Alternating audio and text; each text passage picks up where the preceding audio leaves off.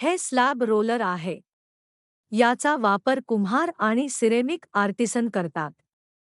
Slab रोलर्सचा वापर चिकण्या, संपेटलेल्या मातीच्या स्लॅब तयार करण्यासाठी केला जातो, जे हाताने तयार केलेल्या मातीच्या भांड्यांसाठी आणि सिरेमिकसाठी आदर्श असतात.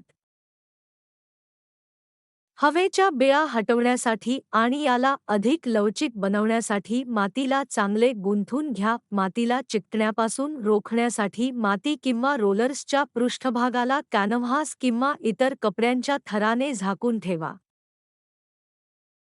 मातीला खरात आकारात समतल करा आणि याला रोलर्सच्या मध्ये ठेवा. ककला फिरवा किंवा स्लॅब रोलरला त्याच्या डिझाईननुसार संचालित करा. कारण हा एक मॅन्युअल रोलर आहे, त्यामुळे तुम्हाला ककला सतत फिरवावे लागेल.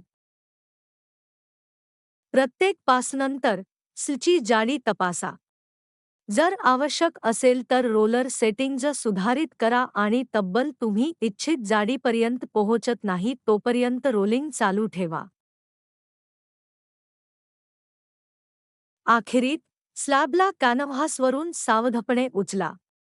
आता तुम्ही या स्लचा उपयोग विविध वस्तू तयार करण्यासाठी करू शकता.